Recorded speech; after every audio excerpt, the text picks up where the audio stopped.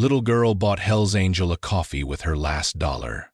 What he did changed her life. The morning she paid for a dying man's coffee with her last dollar, Brynn Hollister had no way of knowing she was about to teach someone how to live. Brynn's laughter rang through Millie's diner like wind chimes in summer, clear and precious. At 10 years old, she sat in a corner booth drowning pancakes in syrup, her bald head catching the morning light streaming through the windows. The chemotherapy had taken her hair months ago, but it hadn't touched her smile. Warren Hollister watched his daughter from across the table, his coffee growing cold in his hands. Every laugh she gave was a gift he tucked into memory, knowing the collection would have to last him a lifetime. The doctors had given them 3 to 6 months. They were already 2 months in. "Daddy, these are perfect," Brynn said, syrup on her chin, "just like we used to make on Sundays." "Your mom's recipe," Warren said, his voice catching. He cleared his throat. "She'd be happy you remembered." Brynn reached across the table and squeezed his hand. Her fingers were so thin now, bird bones wrapped in pale skin. "She knows, Daddy. I tell her every night." The bell above the diner door chimed. A man walked in who looked like he carried the weight of mountains on his shoulders. His leather vest bore patches that told stories of roads traveled and brothers lost. His face was gaunt, hollow-eyed, skin stretched tight over bones that seemed too prominent. He moved like every step cost him something. The man called Nomad slid into a corner booth as far from other customers as possible. He'd been riding for 3 days, trying to outrun pain that followed him like a shadow. The cancer in his pancreas had spread to his liver. "Stage 4, the doctors said. 6 months, maybe less." He'd walked out of that office and never gone back. Millie, the waitress who'd worked the morning shift for 30 years, approached his table with a pot of coffee and suspicion in her eyes. "What'll it be?" "Just coffee," Nomad said, his voice rough as gravel. "Kitchen's open. You look like you could use food." "I said coffee." The words came out harsher than he intended, but the nausea was constant now, making even the thought of food unbearable. Millie poured and left. Nomad wrapped his hands around the cup, seeking warmth that wouldn't come.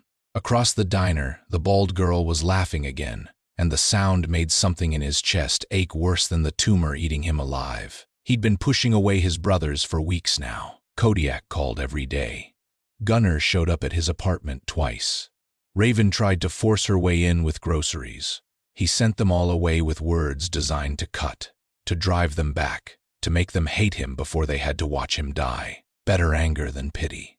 Better distance than grief. Nomad sat in that booth for an hour, nursing coffee that tasted like ash. Other customers came and went. The bald girl and her father finished their breakfast, the man paying with careful attention to the bills in his worn wallet. Nomad barely noticed when the waitress returned with his check.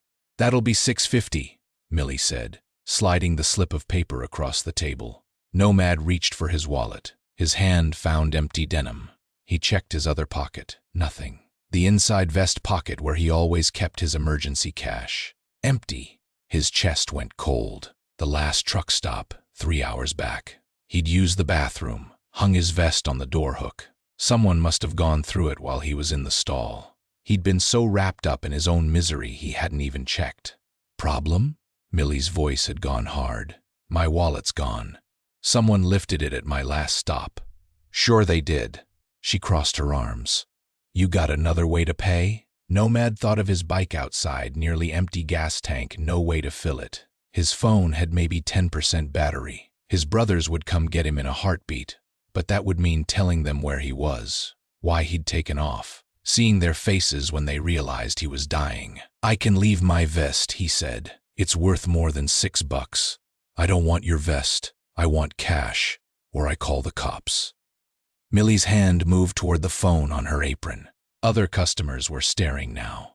Nomad felt their eyes like brands on his skin. Judgment, disgust, confirmation of every bad thing they assumed about a man in a leather vest. He started to stand, rage building in his gut alongside the constant nausea. "Wait!" The small voice cut through the tension like a blade. Nomad turned to see the bald girl approaching, her father reaching for her but not stopping her. She held a $1 bill in her hand, crisp and new, folded carefully. "This should help," Brynn said, placing the dollar on Nomad's table. I have 6 more in my pocket. That's 7 total. It's enough. Honey, you don't, Millie started. I do, Brynn said firmly. He looks like he's having a bad day. I understand bad days. Nomad stared at the dollar bill like it might bite him. Kid, I can't take your money. Why not? Brynn's eyes, huge in her thin face, held a wisdom that had no business belonging to a 10-year-old. You need it more than me right now. Your parents. My dad will understand. Brynn pulled out 6 more crumpled bills and laid them on the table with the careful precision of a sacred offering. I've been saving this for something special. Helping someone is special. Warren appeared behind his daughter, one hand on her shoulder. His eyes met Nomad's, and something passed between them, one father to another man who looked like he'd forgotten how to be human. We insist, Warren said quietly. Brynn's right, she usually is. Nomad's throat closed. He picked up the bills with hands that shook, not from weakness but from something he couldn't name. I'll pay you back. I swear it. You don't have to, Brynn said. She reached up and touched her bare scalp, the gesture unconscious, familiar. I'm not going to need it much longer anyway. Angels don't need money. The words hit Nomad like a fist to his already broken ribs. Angels. She meant when she died. This child, with her sunshine laugh and syrup-sticky smile, knew she was dying. And instead of hoarding her last $7, she was giving them to a stranger who'd done nothing to deserve them. Thank you, he managed, the words inadequate and small. Brynn smiled at him, and Nomad felt something crack in his chest that had nothing to do with cancer. You're welcome. I hope your day gets better. She turned and walked back to her father, who gathered her coat and helped her into it with the careful tenderness of a man handling his most precious treasure. They left together, the girl leaning against her father's side, her energy clearly flagging. Nomad sat frozen, $7 clutched in his fist, Millie hovering uncertainly nearby. Through the window, he watched the girl and her father reach a battered sedan. Hospice care stickers covered the rear window, the kind families got when they were bringing their loved ones home to die. His own diagnosis suddenly felt different, heavier, lighter. He couldn't tell which. Sir? Millie's voice had softened. Your check? Nomad handed her the money, all $7, and stood. His legs felt unsteady, but not from the cancer. Through the window, the sedan pulled away, and Nomad memorized the license plate without conscious thought. He walked outside into morning air that smelled like rain coming. His motorcycle sat where he'd left it, chrome catching sunlight. The gas tank was near empty. His phone dying. His wallet gone. His body eating itself from the inside out. But a 10-year-old girl who knew she was dying had just used her last $7 to help him. Nomad stood in that parking lot for a long time, the weight of that kindness settling over him like a mantle he hadn't asked for but couldn't refuse. 3 days later, Nomad walked into the Bakersfield Public Library with purpose for the first time in months. The librarian, a woman with gray hair and kind eyes, helped him access the DMV database through proper channels. The license plate led him to Brynn Hollister, pharmacist, former pharmacist, according to his outdated employment records, living in a modest house on Maple Street. He didn't go there immediately. Instead, Nomad returned to his apartment and sat on his couch for 2 hours, staring at his phone. His brothers had stopped calling. He'd finally driven them away with enough cruelty. The silence he'd wanted felt like drowning. Nomad thought about the girl. Brynn. He'd learned her name from the public records, and her easy smile while facing death. He thought about his own reflection in the mirror that morning, gaunt and hollow and angry at everything. 2 ways to die. Her way, his way. He picked up his phone and called Kodiak. What? The word was flat, hostile. Nomad had earned that. I need to talk to you, Nomad said. All of you. It's important. Now you need us? After 3 weeks of telling us to go to hell. Yeah, now I need you. Nomad's voice cracked. I'm sorry, brother. I'm so goddamn sorry. The silence stretched so long Nomad thought the call had dropped. Then Kodiak's voice came back, rough with emotion. Clubhouse, 1 hour. The brothers gathered in their meeting room like they always did, but the energy was different now. Wary, hurt. Kodiak sat at the head of the table, arms crossed. Gunnar leaned against the wall, jaw tight. Raven stood near the door, her face carefully blank. Tempest and Forge completed the circle, both watching Nomad with eyes that had seen too many brothers self-destruct. Nomad stood before them and did something he'd never done in 20 years of wearing the patch. He told them the truth about being weak. "I've got stage 4 pancreatic cancer," he said. The words came easier than he'd expected. "Spread to my liver. 6 months, maybe less. I found out 2 months ago and didn't tell any of you because I didn't want your pity." Raven's hand flew to her mouth. Gunner's face went gray. Kodiak stood slowly, his chair scraping against concrete. "You let us think you just didn't want us around anymore," Kodiak said, his voice dangerously quiet. "You made us think we'd done something wrong. I know. I was wrong. Nomad's hands clenched. "I was trying to die alone because I thought that would hurt less. For you, not for me. I was being a coward about it." "Damn right you were," Tempest said, stepping forward. "We're your family. You think we don't have the right to be there for you?" "I think I met someone who taught me I was doing it wrong." Nomad told them about Brynn, about her laughter and her bald head and her last $7. About how a dying child had more grace in her small body than he'd managed in his entire life. "She gave me her money knowing she wouldn't need it because she's dying," Nomad said. "And she was happy, man. She was genuinely happy. Not pretending, not putting on a brave face, actually at peace with it.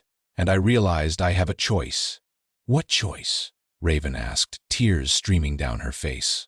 "I can die angry and alone, pushing away everyone who loves me. Or I can use whatever time I have left to do something that matters." Nomad looked at each of them in turn. "I want to find that girl and her father. I want to help them. She gave me something when she had nothing. I want to give back." Kodiak moved around the table and pulled Nomad into a crushing embrace. "You're an idiot. But you're our idiot." The others joined in, and Nomad let himself be held by his brothers, let himself feel the love he'd been pushing away. For the first time since his diagnosis, he felt something other than anger and despair. He felt purpose. Finding Warren Hollister's address was easy. Standing on the porch of the small house on Maple Street took more courage than any fight Nomad had ever walked into. The paint was peeling. The lawn needed mowing.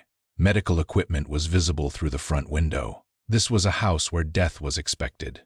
Nomad knocked. Footsteps approached slowly. The door opened to reveal Warren, looking 10 years older than he had at the diner 3 days ago. His eyes widened in recognition.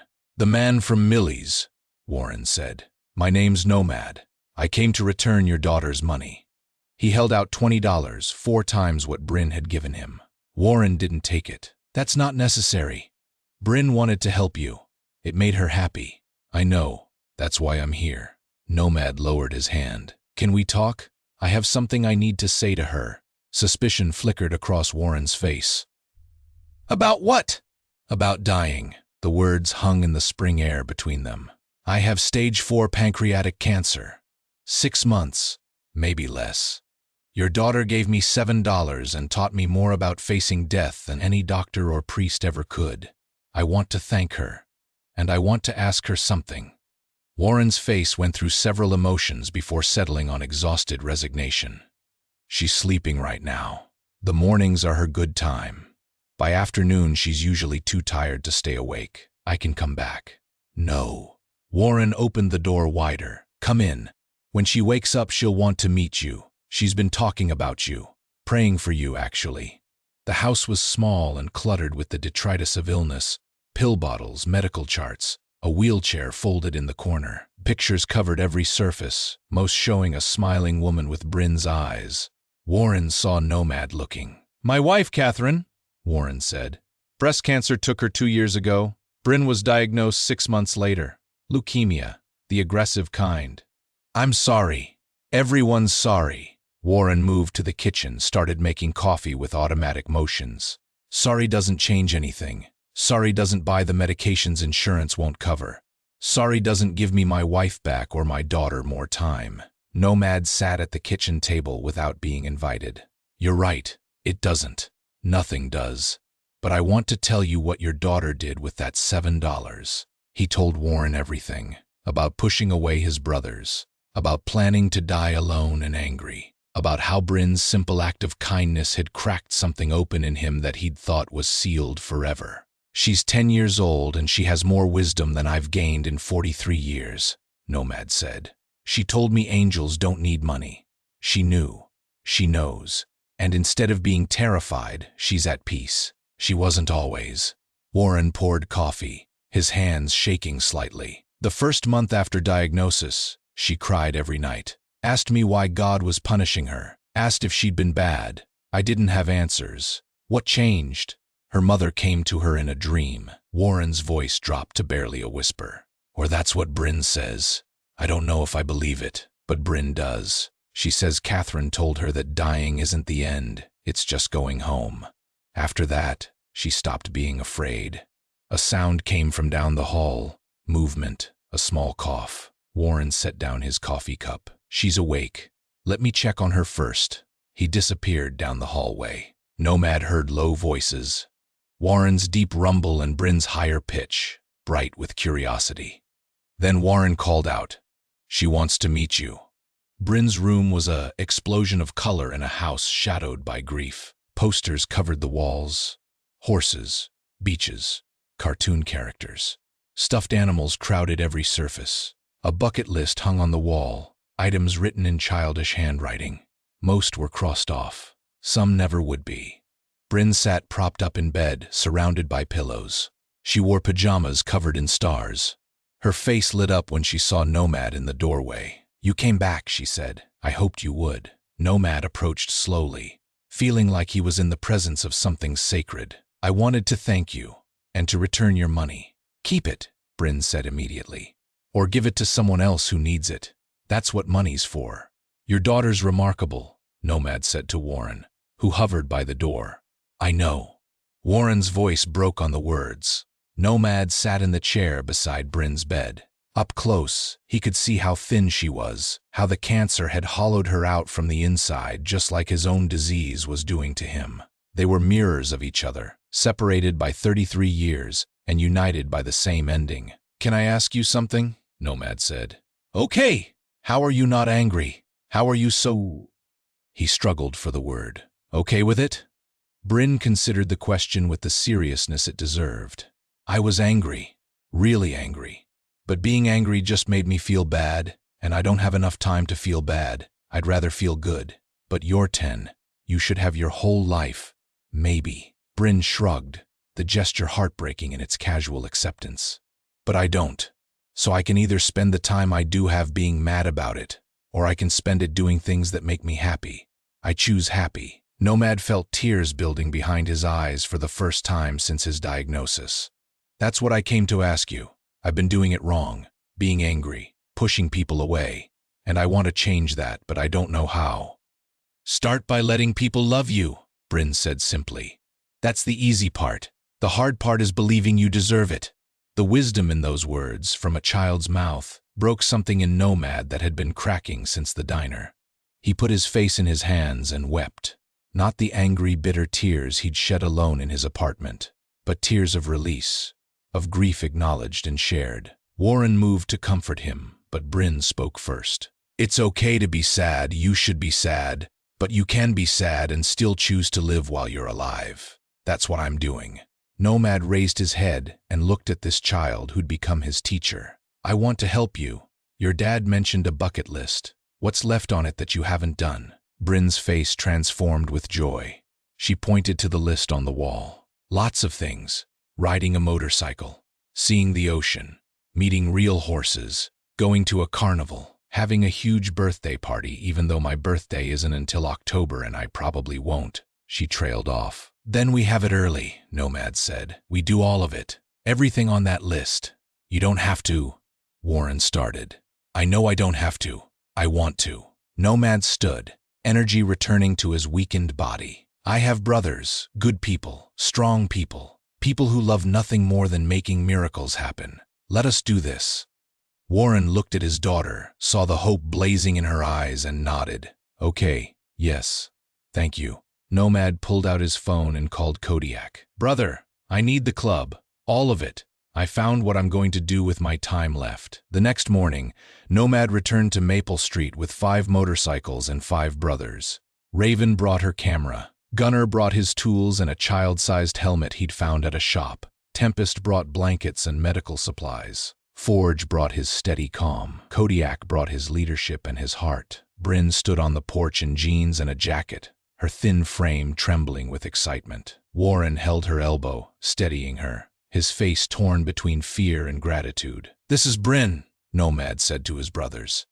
"She's the reason we're here. She taught me that dying doesn't mean you stop living." Raven knelt in front of Brynn and held out the helmet. "This is for you, little sister. Nomad says you want to ride. Can I really?" Brynn looked up at her father. "Daddy?"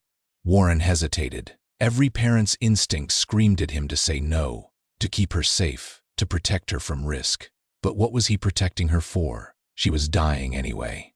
At least this way she'd die having lived. "Yes," he said, "you can really." Nomad lifted Brynn onto his bike with the careful gentleness of a man handling spun glass. She weighed almost nothing, bird bones and failing organs wrapped in determination. He settled her in front of him, where he could hold her secure, and showed her how to hold the handlebars. "Ready?" he asked. "So ready." Her voice vibrated with joy. They rode through Bakersfield with the spring sun warming their backs. 6 motorcycles in formation, carrying a dying child toward every moment of life she had left. Brynn's laughter echoed off the buildings, pure and bright and absolutely fearless. Warren followed in his car, tears streaming down his face, watching his daughter fly. That ride was the first of many. Over the next 3 weeks, the brothers became fixtures at the Hollister house. They took Brynn to the coast, where she stood in the Pacific Ocean up to her knees and screamed with delight at the cold. They arranged a visit to a horse ranch, where Brynn fed carrots to gentle giants and learned that some of the horses were rescues, saved from bad situations and given new lives. "Like me," she said, stroking a mare's velvet nose. "I'm being saved too, not from dying, but from being sad while I do it." They threw her a birthday party 4 months early, renting out the community center and inviting everyone Brynn had ever met. The brothers stood guard at the door, making sure no one brought pity or sadness inside. This was a celebration, not a wake. Brynn wore a tiara and a dress that matched her favorite color, purple like sunset. She danced until she couldn't stand anymore, then sat on Nomad's lap while he held court in a chair, both of them watching the party they'd created together. "Thank you," she whispered to him. "This is the best birthday I've ever had." "It's not your birthday yet," Nomad reminded her. "I know, but it is my best one." She leaned her bald head against his chest. "Will you tell me something true?" "Always." "Are you scared of dying?" Nomad thought about lying, about being strong for her. Then he remembered her words about deserving love, about being sad and still choosing to live. "Yeah, I'm scared, terrified sometimes." "Me too," Brynn admitted. "But less now, because of you and your friends. You showed me that I'm not alone." "You're not. Never were. Neither are you." Brynn tilted her head up to look at him. "You know that now, right? You tried to die alone, but we won't let you." Nomad pressed a kiss to the top of her smooth head. "I know, little warrior. I know." As the weeks passed, both Nomad and Brynn grew weaker. The cancer was relentless in both their bodies, advancing according to timelines written in cells and chromosomes. But something changed in how they faced it. Nomad stopped hiding his pain from his brothers. When the nausea got bad, Raven held his head. When the weakness overwhelmed him, Gunnar carried him to bed. When the fear came in the night, Kodiak sat with him until dawn, 2 brothers facing darkness together. And Brynn stopped trying to protect her father from her reality. She told him when she hurt. She asked him to hold her when she was scared. She made him promise to keep living after she was gone, to find joy again, to remember that loving her was worth the pain of losing her. "You have to, Daddy," she said one afternoon, weak but insistent. "Because if you stop living, then what was the point? I'm not dying so you can die too. I'm dying so you can live enough for both of us." Warren sobbed against his daughter's thin shoulder, this child who'd become an adult in understanding while remaining perfectly, beautifully young in spirit. The crisis came on a Tuesday morning in late April. Brynn woke with a fever that wouldn't break and pain that morphed her face into a mask of agony. Warren called an ambulance, called the brothers, called the hospice nurse who'd become their lifeline. At the hospital, doctors spoke in low tones about hours, maybe days, not weeks, not even one more week. Brynn's small body had finally reached its limit. The brothers converged on the hospital like an army. Kodiak spoke to administrators. Raven negotiated with nurses. Within 2 hours, Brynn's room had been transformed into something that looked less like a place to die and more like a place to live until the last possible second. String lights hung from the ceiling, casting warm light over clinical white walls. Music played softly. Brynn's favorite songs. Flowers covered every surface. Pictures from her bucket list adventures decorated the walls. The brothers came in shifts, never leaving her alone, each one spending time telling her stories or reading to her or simply holding her hand. Nomad arrived by ambulance. He'd collapsed that morning, his own body finally giving out under the cancer's assault. But he'd refused to stay at his own hospital. Kodiak had arranged the transfer, knowing without being told that Nomad needed to be here. They brought him to Brynn's room in a wheelchair. His face was gray, his body wasted, death written clearly in every line.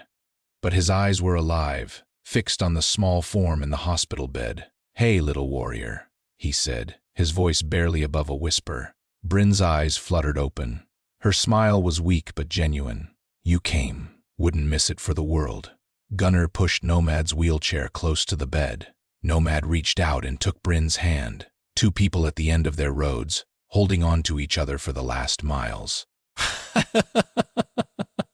"I'm scared now," Brynn admitted. "Not of dying, of leaving Daddy alone." Warren stood on the other side of the bed, tears streaming down his face, holding his daughter's other hand. "I'll be okay, baby. You don't have to worry about me. But I do worry. That's what love means. You worry about people even when you can't help them." Brynn's eyes moved between Nomad and her father. "That's why you have to take care of each other. Promise me." "We promise," Nomad and Warren said simultaneously. "And Daddy, you have to help with Nomad's idea, the foundation thing, for other kids like me, so they don't have to be scared alone." Warren blinked. "What foundation?" Nomad managed a weak smile. "Was going to surprise you. Been working with my brothers and a lawyer, setting up a foundation in Brynn's name, for terminally ill children, to help families afford bucket list items, to make sure no kid faces death without joy." "You did that?" Warren's voice broke. "She taught me that dying doesn't mean you stop mattering. This way, she'll matter forever." Nomad squeezed Brynn's hand gently. "You'll help hundreds of kids, little warrior. Long after we're both gone." Brynn's smile widened despite the pain he knew she was feeling. "Really? Really?" "The Brynn Hollister Foundation. Already registered, already funded. Your legacy, little one." "Will there be motorcycles?" Brynn asked, her voice fading. "So many motorcycles," Raven promised from the doorway. "We'll make sure every kid who wants to ride gets to ride." The brothers gathered around the bed, these rough men with gentle hearts, forming a protective circle around the child who'd changed all their lives. They told stories through the afternoon, making Brynn laugh even as her breathing grew shallower. They sang when she was too tired to talk, their voices rough but sincere. As sunset painted the hospital window orange and gold, Brynn's eyes grew heavy. "I think I see her," she whispered. "Mama, she's waiting for me. Then you should go to her," Warren said, his voice steady despite his breaking heart. "I love you, baby girl, so much. Forever. Love you too, Daddy, and Nomad, and all the brothers. Thank you for teaching me that angels are real." Brynn's eyes fixed on Nomad. "You're going to be an angel soon, too. A grumpy one, probably." Nomad laughed through his tears. "Probably. I'll look for you up there, little warrior. I'll find you first. I'm good at finding people who need help." Brynn's breathing hitched, slowed. "Don't be scared anymore. Either of you. It's not scary. It's just going home." Her eyes closed. Her breathing softened to nothing. In the golden light of sunset, surrounded by love, Brynn Hollister went home. The room filled with the sound of grown men weeping. Warren collapsed over his daughter's body, his grief too huge for any sound to contain. Nomad bowed his head, tears falling on the small hand he still held, and whispered prayers he'd forgotten he knew. Death had come, but it had found Brynn ready, unafraid, surrounded by an army of people who loved her. In the end, that was what mattered. Nomad lived 6 more weeks after Brynn's death. He spent them working with Warren to finalize the foundation, telling stories about Brynn to anyone who would listen, and letting his brothers care for him the way he'd finally learned he deserved. "She saved me," he told Kodiak 3 days before he died. "That little girl with $7 saved my life. Not from death, nothing could do that, but from dying wrong, from wasting the time I had left. She saved all of us," Kodiak replied. "Taught us what matters." The day Nomad died, Warren was there, along with every brother. They'd brought him to the clubhouse, knowing he wanted to go surrounded by the sound of motorcycles and the smell of leather and oil. Warren held one hand. Kodiak held the other. Raven sang softly. The others stood guard, bearing witness. "Tell her I'm coming," Nomad whispered his last words. "Tell her the grumpy angel is on his way." Then he was gone, following the small warrior who'd shown him the way. The funeral was massive. Brothers from chapters across the state came to pay respects. But it was Warren's eulogy that made grown men weep. "Nomad was dying when he met my daughter," Warren said, standing before a sea of leather and chrome. "And my daughter was dying when she met him." Most people would see that as tragedy compounded. But they found something else. They found purpose. They found each other. And in the time they had left, they taught everyone around them how to face death with grace and courage. Warren held up a dollar bill, framed under glass. This was the last dollar Brynn owned. She gave it to a stranger who couldn't pay for coffee. That stranger became the person who gave her the best weeks of her life. And together, they created something that will outlive both of them, a foundation that will help hundreds of children face their own endings with joy instead of fear. The dollar bill found its home on the clubhouse wall, beneath a picture of Brynn on Nomad's motorcycle, both of them laughing, both of them dying, both of them absolutely, defiantly alive. The inscription read, "The cost of remembering what matters." Warren kept his promise. He threw himself into the foundation, working with the brothers to grant wishes for terminally ill children across California. Every child who wanted to ride a motorcycle got to ride. Every bucket list got checked off. Every family drowning in medical bills got help. On what would have been Brynn's 11th birthday, they held the first annual Brynn Hollister Memorial Ride. 300 motorcycles rolled through Bakersfield, carrying stories of children who'd been helped, families who'd been saved from despair, and 2 people who'd taught everyone what it meant to die well. Warren stood at the finish line with Kodiak and the brothers, watching the river of chrome and leather flow past. The sound of engines filled the air like thunder, like promise, like hope. "She would have loved this," Warren said. "They both would have," Kodiak replied. In the end, Brynn and Nomad's story wasn't about death. It was about 2 people who found each other at the end of their roads and chose to use their last miles to light the way for others. It was about a child's wisdom and a broken man's redemption. It was about $7 that bought not coffee, but purpose. And it was about learning that even at the end, especially at the end, we can still choose how we go. We can go angry and alone, or we can go laughing, surrounded by love, leaving behind a legacy that ensures our light never really goes out. Brynn Hollister chose laughter and love. Nomad followed her lead, and in doing so they both became exactly what Brynn had known they would be all along. Angels.